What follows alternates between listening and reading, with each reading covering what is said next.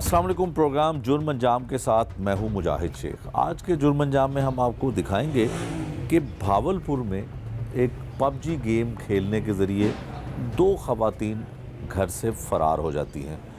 PUBG game इसमें अपना क्या किरदार अदा करती है और ये मामला भावलपुर से लाहौर कैसे आता है, ये सब कुछ आपको दिखाते हैं आज के इस प्रोग्राम में।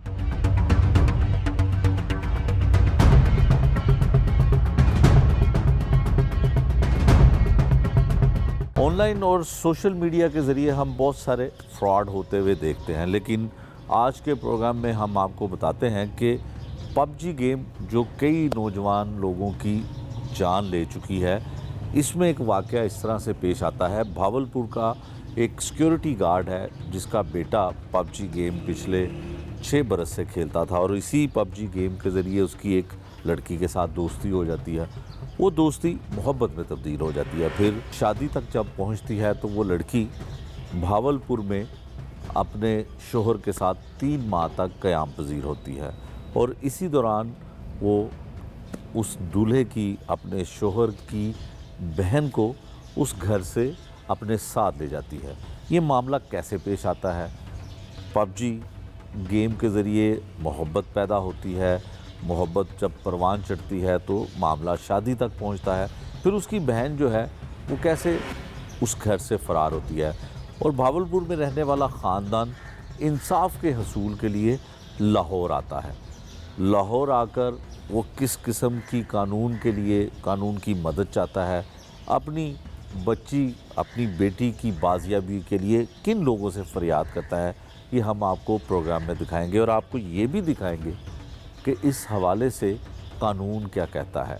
अदालत का जब दरवाज़ा खटखटाया जाता है तो उनकी कितनी मदद होती है, फिर पंजाब पुलिस उनकी कितनी मदद करती है, ये सब कुछ हम आपको दिखाते हैं इसी प्रोग्राम में।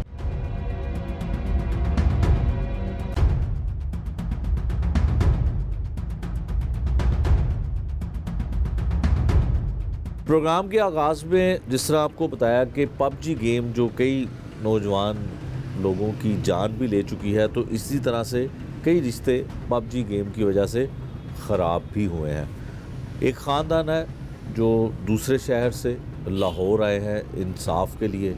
इनको इंसाफ चाहिए, कानून की और कानूनी मदद हासिल करने के लिए यहाँ पे हैं। ये मामला है क्या? पबजी गेम से किस तरह से किसी की बीवी और किसी की बेटी अचानक घर से गायब होती है, इस सारी कहानी हम आपको इन लोगों की, इस ख़ानदान की ज़ुबानी सुनाते हैं। सबसे पहले जो पबजी के ज़रिए दो नौजवान, लड़का और लड़की आपस में उनका तारुफ़ होता है और नौबत फिर मोहब्बत और फिर शादी और फिर अचानक से ट्रेजेडी में तब्दील होती है, ये हम आपको इसकी ज़ुबानी सुनाते हैं। भाई आप अपना नाम बताइएगा। मेरा नाम कशान है। ज़ीशान, काशान, ये बताइएगा कि पबजी गेम खेलते थे आप? जी। कितना अर्सा खेलते रहे? 6 साल। 6 साल। तो इसमें तो सुना है बड़ा डेंजरस होता है, कोई किसी की जान भी चली जाती है, कोई ऐसा भी कुछ हो जाता है, क्या वाकई इसमें हकीकत है? जी हकीकत है, क्योंकि अब ऐसा ही लग रहा है कि जाने जा रही हैं इस वजह से। ठीक है, तो आप 6 साल तक पबजी गेम खेलते रहे जी। फिर आपकी वो जो खातून आपकी बीवी है, क्या नाम है उनका? उसका नाम माया खान है। माया। तो कैसे उसके साथ इंट्रोडक्शन कैसे होता है? आज से 3 साल पहले मेरा एक दोस्त है, उसकी बीवी के साथ ये गेम खेलती थी। अच्छा। तो हम 4 लोग फिर उस दोस्त के ज़रिए इसके साथ तारुफ हुआ। अच्छा। उस दोस्त की वाइफ के ज़रिए ही। ठीक तो है। साथ गेम खेलना शुरू हो गए। 3-4 महीने तक तो ऐसे ही बातचीत होती रहेगी गेम के अंदर ही। उसके बाद इसने नंबर वगैरह मांगा। ठीक है। मैंने नंबर वगैरह दिया तो इसने अपने बारे में बताना शुरू कर दिया। ठीक है, अपना तारुफ करवाना शुरू कर दिया आपके साथ। ठीक है। इसने ये बताया कि इसका नाम माया खान है, ये डेरा इस्माइल खान की रहायशी है। और आप कहाँ के रहायशी हैं? मैं भावलपुर का हूँ। आप भावलपुर के थे और वो डेरा इस्माइल खान की। ठीक है।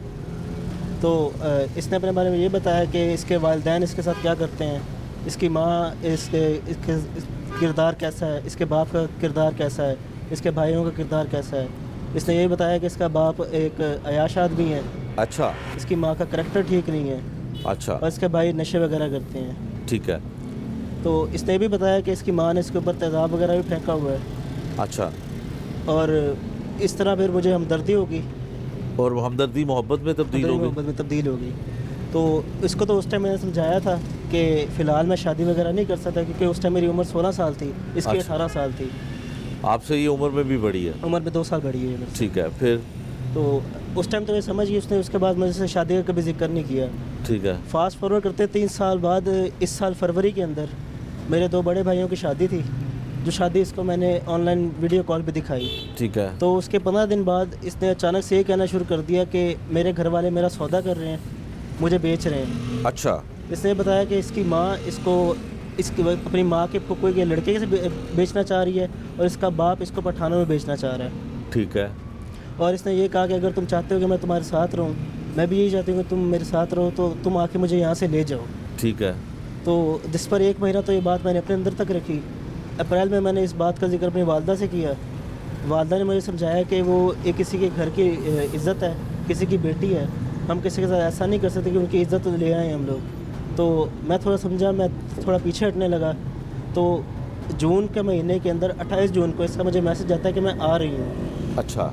उसके बाद इसका वाईफाई वगैरह, मोबाइल वगैरह बंद हो जाता है। ठीक है। तो इसको मैंने मैसेज वगैरह करने की कोशिश की, कॉल करने की कोशिश की, तो बंद आ रहा था इसका नंबर। मुझे लगा शायद मजाक कर रही है वैसे ही, कि डेरा इस्माइल खान किधर है, बहावलपुर किधर है, वो भी अकेली लड़की का आना, तो ये मुझे मजाक में ही लगा। 29 जून को 12 बजे मुझे इसकी कॉल आती है कि मैं बहावलपुर बस स्टैंड पे खड़ी हुई हूँ, अच्छा। मुझे आके यहाँ से ले जाओ। ठीक है। मैं बस स्टैंड पे जाता हूँ। पहले तो मैंने यकीन नहीं किया, मैंने कहा पिक्चर भेजो मुझे, तो उसने पिक्चर भेजी, वो बहावलपुर बस स्टैंड की थी। तो मैं हड़बड़ाहट में जाता हूँ वहाँ पर, तो इसको समझाता हूँ कि तुम वापस चले जाओ, तुम्हारी इज़्ज़त पे कोई दाग नहीं आया अभी, तुम घर में बता देना कि तुम किसी दोस्त के घर गई थी। हाँ। तो जिस पे ये कहने लगी कि मेरे घर वालों को पता है कि मैं कहाँ गई हूँ, मतलब मेरे घर वालों को ये पता है कि मैं घर से भाग चुकी हूँ, अब मैं वापस जाऊँगी तो मेरे घर वाले मुझे गोली मार देंगे। अच्छा। इसने ये कहा। खैर 4-1 घंटे तो हम वहीं पे बस स्टैंड पे खड़े रह गए। उसके बाद रात हो रही थी तो मैं इसको घर ले आया। घर आके इसने वालिद साहब और वालदा से मिन्नत समाजिश करना शुरू कर दी, कि पाँव पड़ना शुरू हो गई। घर वालों के पास ले आए। घर वालों को पहले पता था कि आपकी दोस्ती है इसके साथ? वालिद साहब को तो नहीं पता था, वालदा को पता था। ठीक है। लेकिन उन्होंने मना भी किया था मुझे कि ये काम नहीं करना, वो अप्रैल में मना करते, उसके बाद उनसे जिक्र नहीं किया था मैंने इस चीज़ का। ठीक है। तो इनके लिए भी अचानक ही था, ये भी हैरान हो गए कि कौन लड़की है, कहाँ से आई है। तो वालिद साहब ने भी इनकार कर दिया पहले कि मैं किसी को ऐसे नहीं रख सकता। वालदा ने भी इनकार किया कि मैं ऐसे नहीं रख सकता, इसको वापस छोड़ आओ। जिस पे वो पाँव वगैरह पड़ गई, रोने लग गई कि मैं मजबूर हूँ बहुत ज़्यादा, अगर आप लोग मुझे कबूल नहीं करेंगे तो मेरे पास कोई हल नहीं है, मैं यहाँ से बाहर जाके खुदकुशी कर लूँगी। ठीक है। इसने वालिद साहब को ऐसे भी कहा कि मेरे वालिद साहब ने इसको कहा कि हम तुम्हारे घर वालों को बुला लेते हैं, उनकी रजामंदी से फिर जो होगा वो कर लेंगे। जिसमें उसने कहा कि मेरे वालिद आएगा, मेरे घर वाले आएंगे तो आके सबसे पहले मुझे गोली मार देंगे, तो इससे बेहतर है आप ही मुझे गोली मार दें। अच्छा। उसने इस तरह से कहा तो सारे मजबूर हो गए, घर वाले भी। तो अगले दिन 30 जून को हमने कोर्ट मैरिज कर ली। कोर्ट मैरिज कर ली, ठीक है। जिसके बाद 1 माह तक तो सब कुछ ठीक चलता रहा। 1 माह तक? 1 माह तक, 30 जुलाई तक। हाँ। सब कुछ ठीक चल रहा, हमारे मुताबिक सब कुछ ठीक ही चल रहा था। ठीक है। वो भी खुश थी, इधर वो वलीमा वगैरह भी किया घर वालों ने। अच्छा। तो उसके 1 माह बाद 30 जून को उसके घर वाले मेरे वालिद साहब के ऑफिस पहुंच जाते हैं, अच्छा। पुलिस वगैरह को लेके। ठीक है। उन्होंने कहा कि मैं हमारी बच्ची से मिलवाऊँ। उस टाइम एक पुलिस वाला और एक रमीज़ अकबर नामी शख्स मेरे वालिद साहब के पास आया था। ठीक है। तो वालिद साहब ने कहा मैं घर जाके उससे बात करता हूँ, अगर तो वो मिलना चाहिए तो मैं ज़रूर मिलवाऊँगा। तो वालिद साहब घर आके इसको कहते हैं कि तुम्हारे घर वाले आए हुए हैं, तो तुम मिलना चाहती हो। तो जिस पे ये रोने लग गई, मेरे वालिद साहब की फिर पाँव पड़ गई कि आप मुझे ना मिलवाएं, वो आप लोगों के सामने मुझे गोली मार देंगे, मुझे भी मार देंगे गोली, और कशान को भी गोली मार देंगे, यानी कि मुझे भी गोली मार देंगे। जिस पे वालिद साहब, घर वाले सारे परेशान हो गए। हम लोगों ने 15 दिन के लिए घर वगैरह छोड़ दिया अपना, हम रिलेटिव के घर जाके रहने लग गए। उस टाइम हमने कोर्ट में बयान वगैरह करवाए इसके 164 के, तो जिसमें उसने इतराफ़ किया कि अपनी मर्जी से शादी की है। आई हूँ, मैं अपनी मर्जी से शादी की है कशान के साथ। ठीक है। तो जिस दिन बयान होने थे उस दिन उसी रमीज़ अकबर नामी शख्स ने अपना निकाह नामा शो कर दिया कि ये मेरे निकाह में है। ठीक है। तो जज साहब ने जब इससे पूछा कि तुम्हारा पहले निकाह हुआ है, इसने जवाब दिया नहीं। फिर जब रमीज़ से पूछा कि तुम्हारा निकाह कब हुआ था, तब उसने बताया 5/11/2016 को मेरा निकाह हुआ था। तो तो जज साहब के सामने इसका आईडी कार्ड भी पड़ा हुआ था माया का। हाँ। तो आईडी कार्ड के मुताबिक इसकी उम्र उस टाइम 13 साल बन रही थी जब इसका निकाह उन लोगों ने किया था। अच्छा। तो जज ने कहा कि तुम नाबालिग लड़कियों से निकाह करते हो तो मैं तुम्हें जेल में बंद करवा दूँ, जिसपे वो रमीज़ पीछे हो गया। तो इसने फिर बयान दिए हमारे हक में कि मैं अपनी मर्ज़ी से आई हूँ, मैंने अपनी मर्ज़ी के शान से शादी की है। इसके अच्छा। बयान की कॉपी भी यहाँ पर मौजूद है। ठीक है। तो इसकी वालदा तस्लीम अख्तर वो मेरे वालिद साहब के पास आती है कि आपकी हमारी बेटी ने तो आपके हक़ में बयान दे दिया है, लेकिन हम आपकी जान नहीं छोड़ेंगे। ठीक है। तो इससे बेहतर है कि अगर आप चाहते हैं कि हमारी बेटी आपके पास रहे तो हमसे कोई डील कर लें। ठीक है। जिस पर उसने 10 लाख का मुतालबा किया मेरे वालिद साहब से। मेरे वालिद साहब ने कहा कि हमारी इतनी हैसियत नहीं है कि हम 10 लाख रुपये तुम्हें दे दें, जिस पर बात कम कराते कराते 5 लाख पे फाइनल हुई। 2-3 दिनों में हमने घर का सामान बेच के, एक बाइक बेच के इसको इनके घर वालों को 5 लाख रुपए दिए और ये लोग रवाना हुए। 5 लाख रुपए भी दिए? जी। तो उस बयानों के 1 माह 15 दिन बाद 2 अक्टूबर को हमें ये पता चलता है कि हम लोग वॉक पे जाते थे। बयानों के बाद ना इसने कहना शुरू कर दिया कि मैं मोटी हो रही हूँ तो मुझे वॉक पे जाना है। अच्छा। तो मैं, मेरी माया और मेरी छोटी बहन, हम तीनों वॉक पे जाते हैं सुबह रेगुलरली फजर के बाद। ठीक है। तो जो 2 अक्टूबर की रात को मैं 3:30 बजे सोता हूँ, तो इसने शायद मेरी बहन को ये कहा होगा कि वो तो अभी सोया है, वो तो नहीं उठ रहा, तो हम दोनों बाहर चलते हैं, हम दोनों वॉक करके आ जाते हैं वापस। ठीक है। तो जिस पर मेरी बहन को ये हमरा अपने बाहर लेके जाती है और बाहर इसके पैरोकार खड़े होते हैं जो इसके पिछले थे, जो रमीज़ अकबर, दानियाल खान जो इसका भाई था, और इसकी माँ तस्लीम अख्तर एक गाड़ी में थे। करोला गाड़ी थी वो 2018 मॉडल की, उसका नंबर प्लेट भी मौजूद है। अच्छा। उसमें ये लोग मेरी बहन को ज़बरदस्ती अंदर डालते हैं और साथ डेरा इस्माइल खान ले जाते हैं। बहन की उम्र कितनी है? 16 साल उम्र है उसकी। 16 साल है। उसका बर्थ सर्टिफिकेट भी मौजूद है, बेफॉर्म भी मौजूद है। अभी वो बालिग भी नहीं है? जी, बालिग ठीक है। भी नहीं है अभी वो। पबजी गेम से क्या हुआ कि एक तो आपको बीवी मिली, और बीवी जब घर में आती है वो बहन को भी ले जाती है, जी। और अभी तक कुछ मालूम नहीं है कि हुआ क्या। अभी तक हमें ये नहीं मालूम कि हुआ क्या है, लेकिन हमें ये पता है कि वो एक गिरोह है। क्योंकि अगर देखा जाए तो जिस लड़के से वो बचकर आई थी यहाँ पर रमीज़ से, वो उसी के साथ वापस गई है, और जिससे निकाहनामा शुरू किया था वो अभी उसी के साथ रह रही है। उसी के साथ रह रही है। कितना अर्सा आपके पास रही? 3 माह। 3 माह रही है। और 3 माह में उसने आपकी बहन को अपने हाथों में लिया या जो भी किया, तो जाते हुए जेवरात भी ले गई? जी। कितने मालियत के जेवरात थे? 8 तोला जेवर था मेरी 2 बड़ी भाभियों का। 8 तोले जेवर था। और क्या था? और मेरे भाइयों की जो सैलरी आई थी 1 अक्टूबर को ही, अच्छा। उनके वॉलेट में सैलरी मौजूद थी 1 लाख रुपए। तो सब कुछ उसमें एक भाई के वॉलेट में 50 लाख, दूसरे भाई के वॉलेट में वो भी ले गई साथ। वो भी ले गई और बहन को भी ले गई। ये भावलपुर का ख़ानदान है जो लाहौर में इंसाफ के हसूल के लिए यहाँ पे आया है। इस बच्चे की हमने, नौजवान की आपसे बात करवाई, जिसने बताया कि पबजी गेम के ज़रिए एक लड़की से दोस्ती होती है और वो लड़की आखिरकार इसकी बीवी बन जाती है। फिर बीवी बनने के बाद वो 3 माह इसके घर में भी रहती है, और इसी दौरान जो इसकी बीवी थी वो जाते हुए इसकी छोटी बहन को भी अपने साथ ले जाती है। छोटी बहन कहाँ है, वो किस हाल में है, पुलिस ने क्या कुछ किया, कौन सी दफ़ात के तहत मुकदमा दर्ज करवाया गया, ये अब हम आपको सुनवाते हैं उस बच्ची के माँ बाप की ज़ुबानी।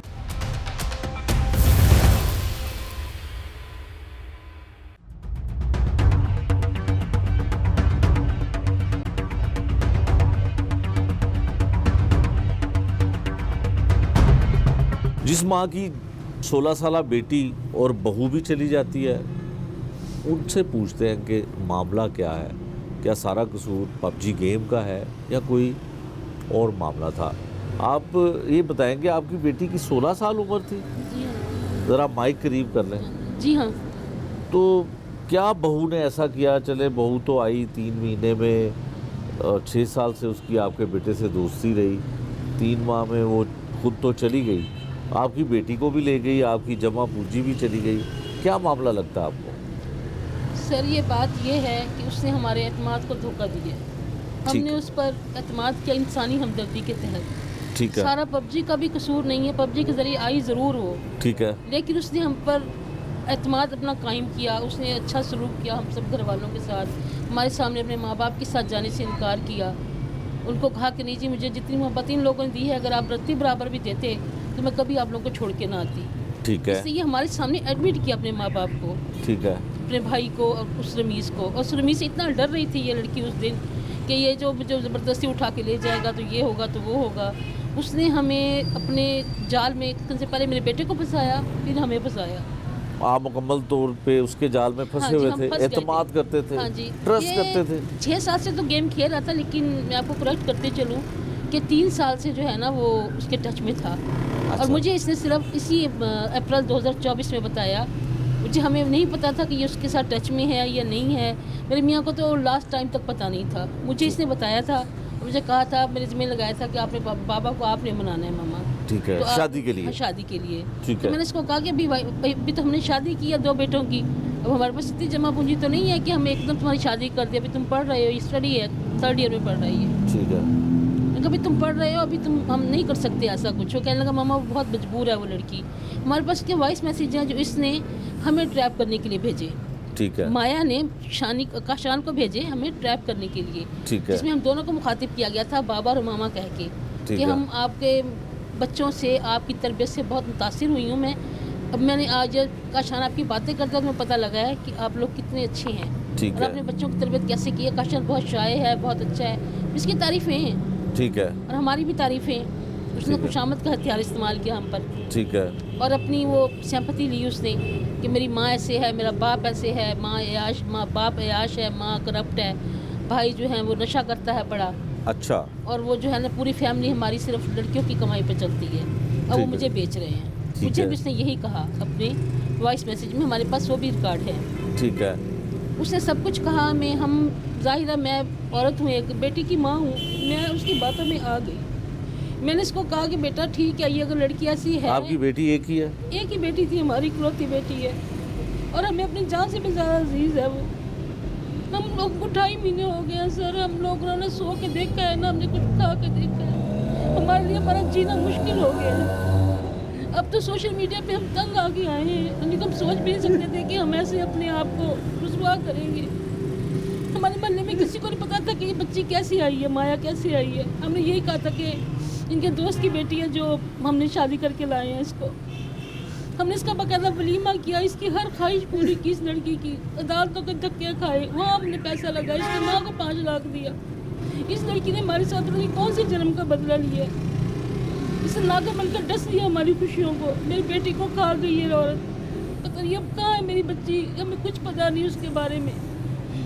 अब जब हम ये सब कुछ हो गया, मेरी बेटी को लेकर चली गई, हम लोगों ने बाद में अपने तौर पे सारे CDR निकालवाए हैं, सब कुछ किया है, पुलिस को लेके गए हैं, RPO के सामने पेश हुए हैं जाकर। जब हमने 2 अक्टूबर को ही करवा दी थी FIR अगवा की 365B की।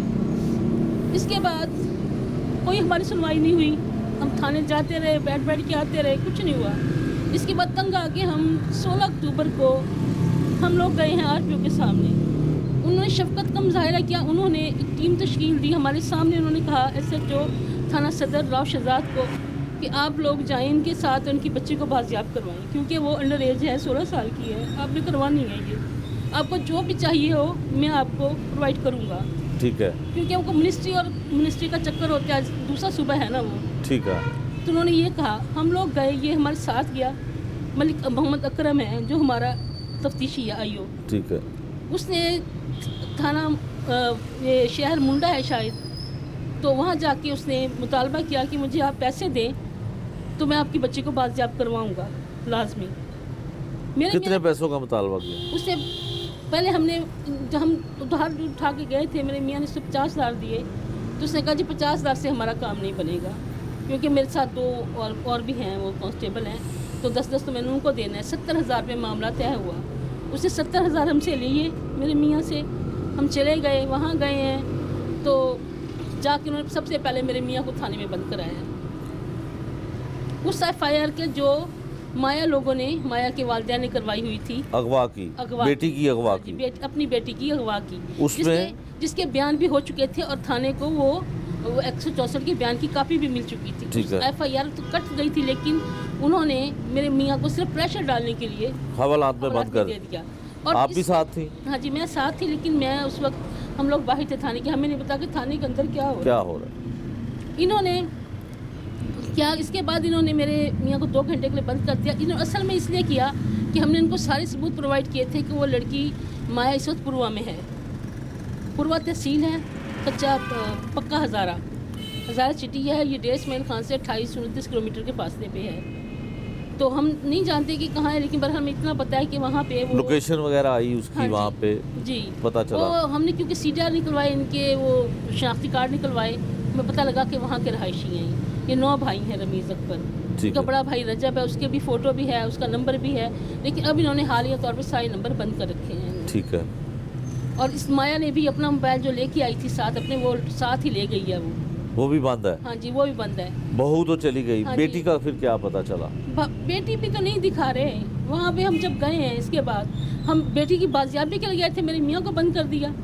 इसके बाद इन्होंने क्या किया दूसरे तो RPO साहब के हुक्म पे हाँ तो जी, वो नहीं, पुलिस वाला शाम गया को फिर हाँ जी, वो RPO के हुक्म को भी अब देखे ना, वो नीचे काम तो इन लोगों ने करना होता है ना।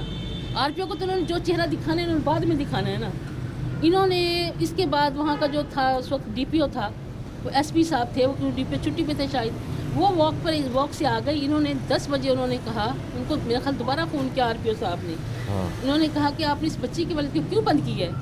हाँ, आपने 16 साल की बच्ची है, वो उसका निकाह नामा इन्होंने वकील के जरिए थमा दिया था उस वक्त तक इनको। अच्छा, निकाह नामा आपकी बेटी का भी दिखा दिया था कि हमने निकाह कर कानूनी दिया तौर पे, हालांकि उसका निकाह नहीं हो सकता, वो 16 साल की है जी।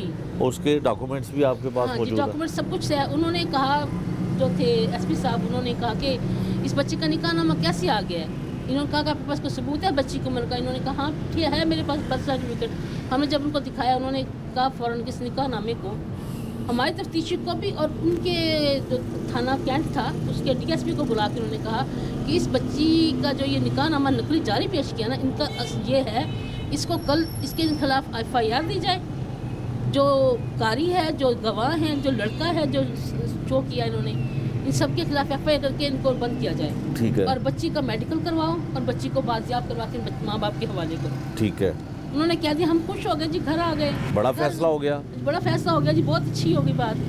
हमने कहा तो फुटपाथ भी वहाँ पर रहे, आप यकीन करें। और इन लोगों ने वहाँ पिकनिक मनाई है जाके, मलिक अकरम ने और इसके साथियों ने। हमें ये खाने को चाहिए, हमें होटल चाहिए, अच्छा कमरा चाहिए, हमें माल चीज़ चाहिए, हमें बोतलें चाहिए, इन्होंने सीटें चाहिए, हमें सब कुछ हमने प्रोवाइड किया इनको। हमारे पास इतना नहीं था एक्सपेंस कि हम जो अपने पे भी लगा सकते। हम लोगों ने अब यकीन कर फुटपाथ पे रात गुजारी है। और इनको 3 रातें हमने सारा सामान प्रोवाइड किया है कि ये शायद हमारी बच्ची को मिलवा दें हमसे। दूसरा दिन आ गया, DSP साहब 12 बजे तशरीफ़ लाए। उन्होंने कहा जी आ रहे हैं वो लोग बच्ची को लेके, नाले पे लगा दिया। 4 बज गए, 4 बजे फिर उनका वकील तशरीफ़ ले आया।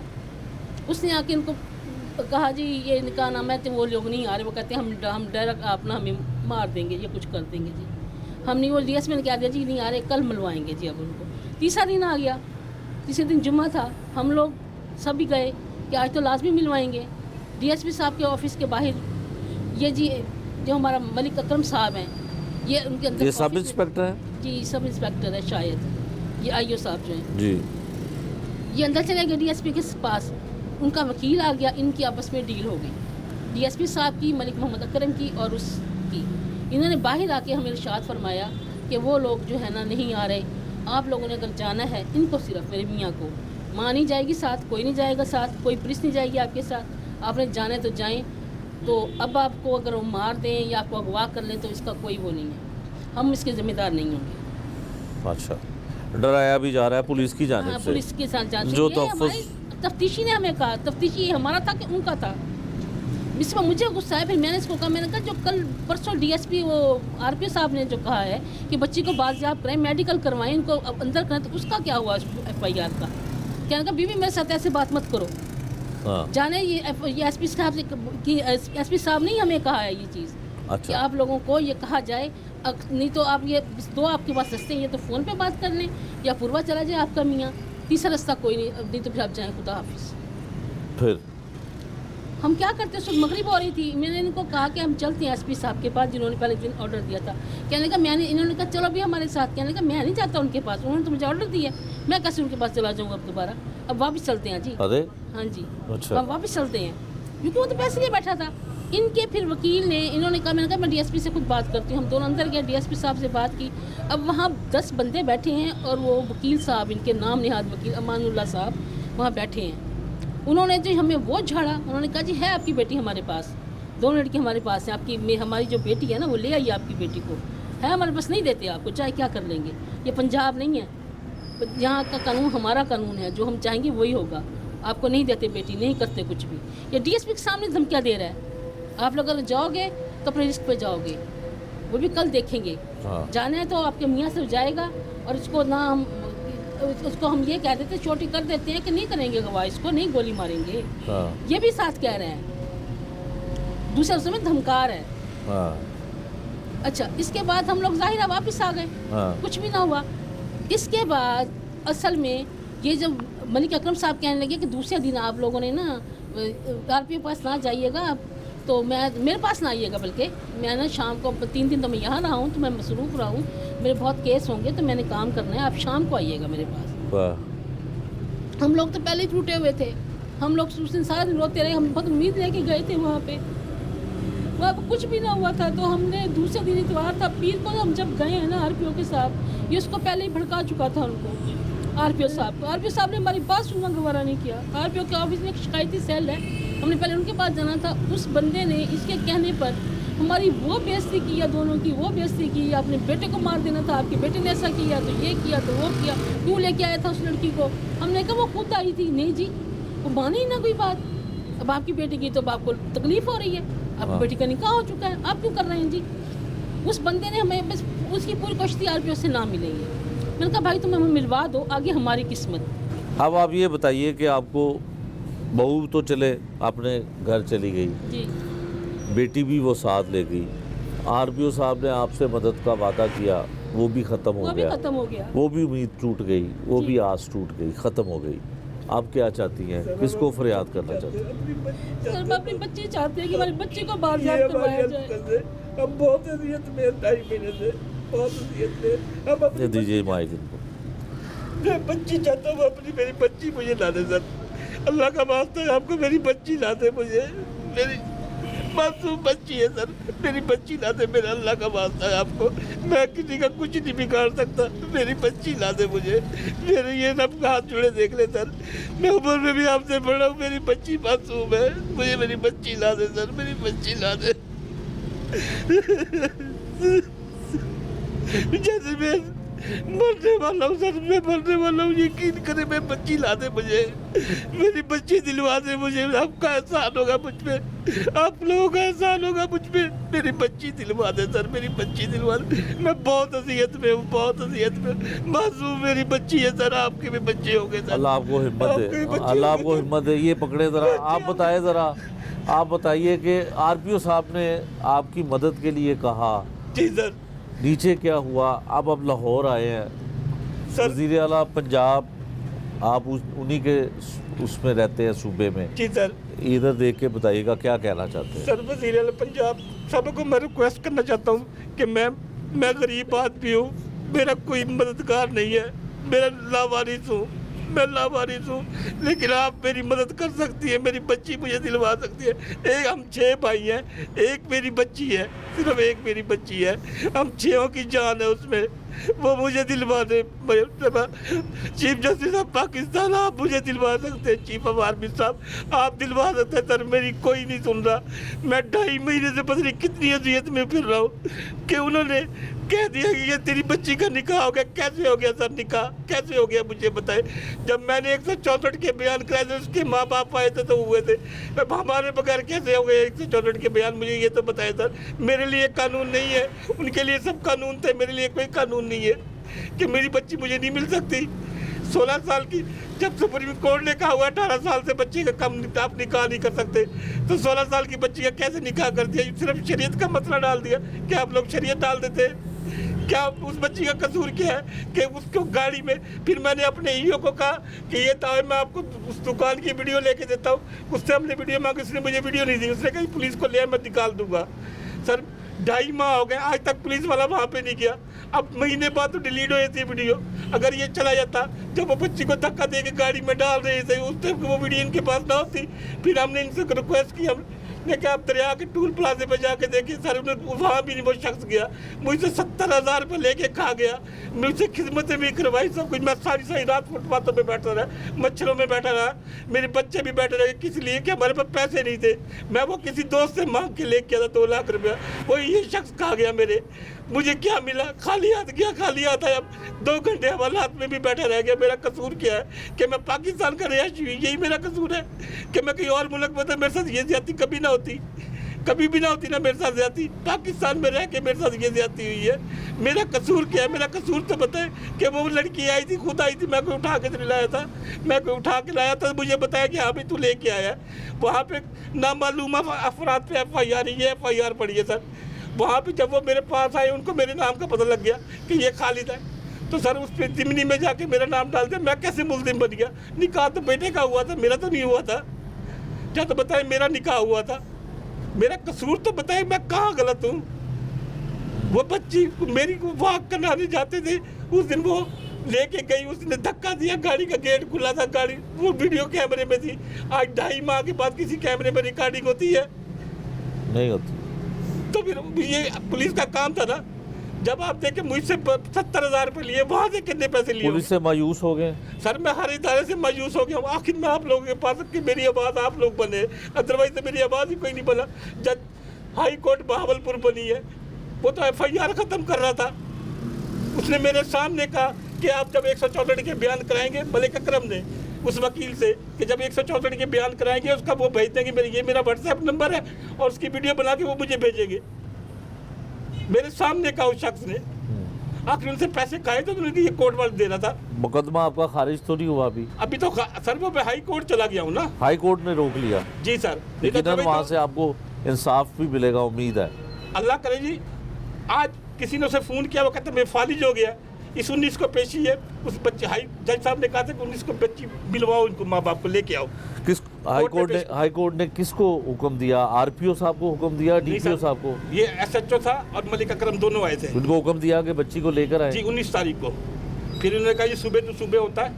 तो मेरे वकील ने कहा कि ये आप इतनी बड़ी पेशी न दे, 15 दिन की छोटी कर दे। उसने कहा ये फाइल तो फाइल चेंज होने का मसला होता है, चलो कोई बात नहीं, 15 दिन की दे रहा हूँ, बच्ची ये लेके आएंगे। आज हमने फ़ोन किया, वो कहता है मुझे फालिज होना पड़ा, मैं अस्पताल पड़ा। ये क्या तरीका है कि 2.5 महीने से मैं आप लोगों का सर बच्चा नजर ना आए, 2 घंटे आप पे क्या बीतते? मैं 2.5 महीने से एक 16 साल की बच्ची के बगैर फिर रहा हूँ। मैं बाप नहीं हूँ, मैं बाप नहीं हूँ, ये माँ नहीं है, वो भाई नहीं है। उनकी बच्ची को ले आए मेरे मुंह पे, वो कह देंगे इन लोगों ने मेरे से एक सत्ती बराबर भी साथ किया, हमें गोली मार देना आप। तो हमने तो उसे बेटी बना के रखा। मेरी बेटी के साथ पता नहीं क्या किया उन्होंने, उसे गोली मार दी है, बेच दिया, क्या किया? आपको क्या लगता है कि बेटी की शादी की होगी उन्होंने? नहीं सर, सब झूठ है सर। 16 साल की बच्ची का कैसे नहीं हो सकती सर? नहीं हो सकती शादी। मैं आपको कानून कहता है नहीं हो सर, मैं आपको निकाहनामा देता हूँ। मैं उस लड़की के वॉइस मैसेज तो मेरे पास है, वॉइस मैसेज मैं टोटल हर चीज़ दूंगा उनकी। तो निकाहनामे पे 7 से 8 साल के बच्चे का अंगूठा लगा हुआ है। हाँ। मेरी बच्ची के मैं दस्तखत दिखाता हूँ आपको, आप वो भी दस्तखत दे लें जो निकाहनामे पे है। कभी दस्तखत के ऊपर भी अंगूठा लगा जाए, अंगूठे के ऊपर दस्तखत हुए इस निकाहनामे में है। अच्छा, मेरी बच्ची का शनाख्ती कार्ड नहीं है सर, उसका बेफार्म बना हुआ है, ठीक है ना सर? वो बेफार्म को आप कैसे शनाख्ती कार्ड का नंबर लगा सकते हैं निकाहनामे पे? जब तक उसका शनाख्ती कार्ड नहीं बनेगा, जब तक आप नंबर अलाउ कर सकते हैं? नहीं कर सकते। जब माया का उन्होंने निकाहनामा किया, निकाह बनाया था 13 साल की उम्र, बर्थ सर्टिफिकेट तो उसका भी बना हुआ था ना, उसका नंबर क्यों लिखा आपने? ये गवर्नमेंट ऑफ पाकिस्तान का सासा होता है ना? बिल्कुल ऐसे ही है जी। और हम उम्मीद भी करते हैं, ये वो बाप था जी, और माँ की गुफ्तगू भी आपने सुनी, भाई की गुफ्तगू भी सुनी। पंजाब भर में पुलिस का एक ही तरह का वतीरा है कि एक बाप अपनी 16 साला बेटी की तलाश के लिए पुलिस की मदद मांगता है, पुलिस मदद करने को तैयार भी होती है, लेकिन पता नहीं फिर बीच में क्या ऐसा मामला होता है कि वो एक निकाहनामा, 16 साला लड़की का निकाहनामा जो है वो मंजर आम पर लाया जाता है और बेटी की तलाश को ख़त्म कर दिया जाता है। लाहौर में इंसाफ के असूल के लिए आया, मीडिया के ज़रिए इंसाफ का मुंतज़र है। अब कोर्ट के ज़रिए यकीनन कोर्ट इनकी मदद ज़रूर करेगी और कोर्ट के ज़रिए अब ये बच्ची की बाजियाबी के लिए हर मुमकिन कोशिश कर रहा है।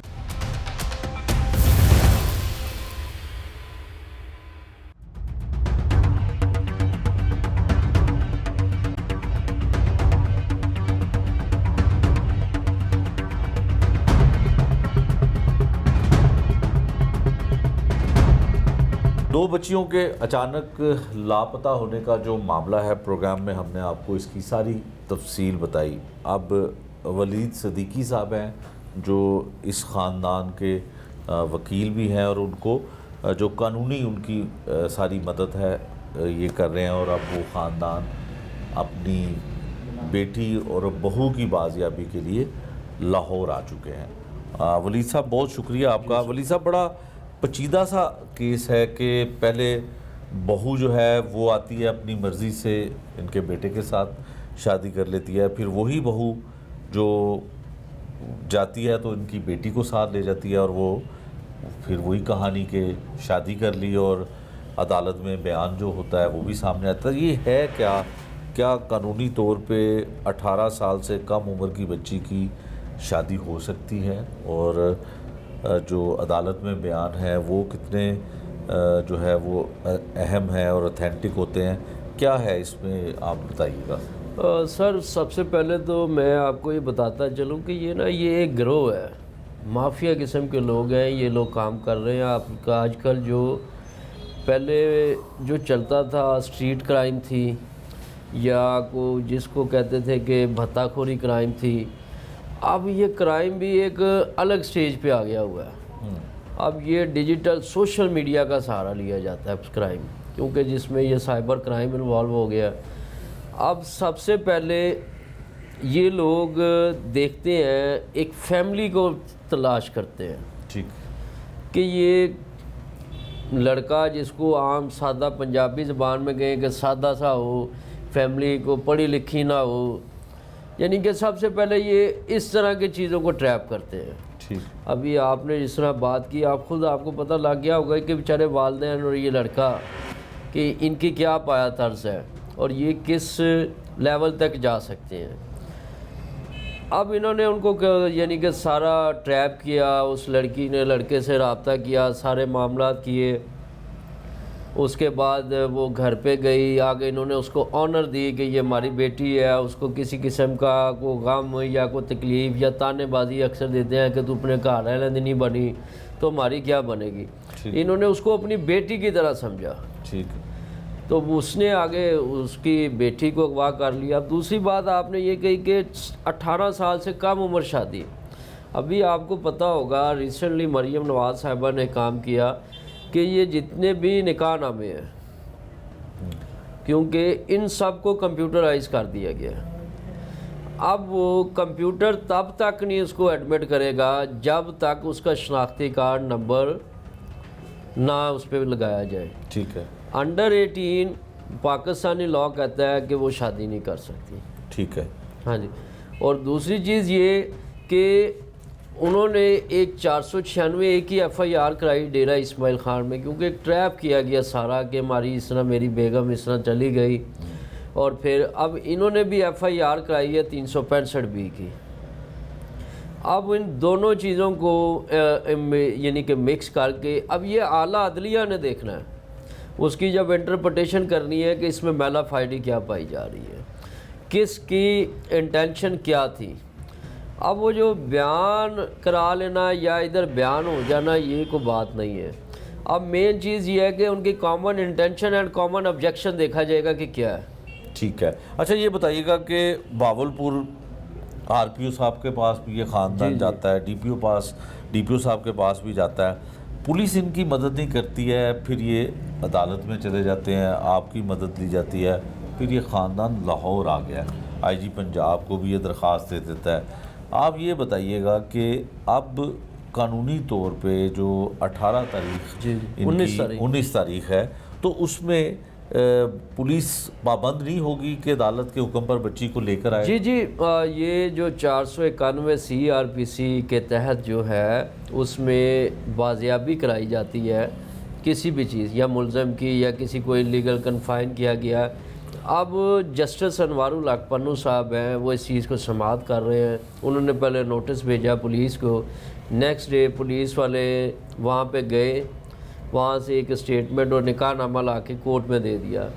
अब जस्टिस अनवारुल हक पन्नू साहब का मौक़िफ़ ये था कि ये जो आपने ला के रखा है ये क्या है, मैं इसको नहीं मानता। जबकि 164 की स्टेटमेंट जब FIR एक दर्ज हो गई हुई है, तो जो ज़ाब्ता फौजदारी तहत के तहत वो जहाँ पे FIR हुई है उसी इलाका मजिस्ट्रेट के पास होती है। ठीक है। उन्होंने बाकायदा ये मौक़िफ़ दिया कि प्लेस ऑफ अकरेंस इंसिडेंट की वो पंजाब की है, भावलपुर की, ना कि डेरा इस्माइल खान की, जो कि PK में। हाँ जी, हाँ जी। तो आप इधर लेकर आएँ।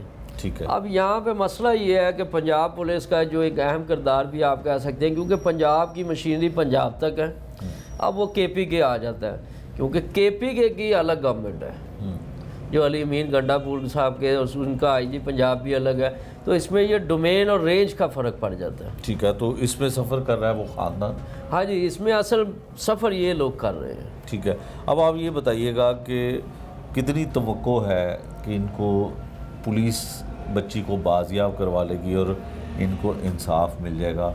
और लाहौर तो ये आ चुके हैं, वज़ीर आला पंजाब से भी अपील कर रहे हैं, आपके पास भी, आपके ऑफिस में आके मदद ले रहे हैं। आगे का लाहे अमल क्या है? जी, आगे का लाहे अमल ये है कि हम तो रिक्वेस्ट करेंगे IG पंजाब साहब को भी आपके वसीले से कि वो जनाब पर्सनली अगर तो इसको समाअत करते हैं तो इनको टाइम दें। ये मुतासरा फ़रीक़ैन है, ना इनके माली इसबाब हैं, क्योंकि वो ये उधर धक्के खा चुके हैं।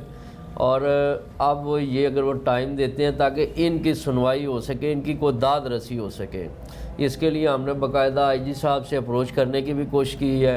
हम कोशिश कर रहे हैं कि जो CM साहबा का जो कंप्लेंट सेल है वहाँ तक भी रसाई लें ताकि इनकी कोई दाद रसी हो सके। ठीक है जी, बहुत शुक्रिया। ये था कानूनी तौर पे जो पहलू, जो मदद मिल सकती है, पुलिस की मदद मिल सकती है, अदालतों की मदद मिल सकती है, और ख़ासकर जो IG पंजाब हैं उनके आगे ये ख़ानदान भी फरियाद कर चुका है, और जो कानूनी इनके मददगार हैं उन्होंने भी IG पंजाब से ये दरख्वास्त किया कि कम से कम जो बाजियाबी है बच्ची की वो करवाई।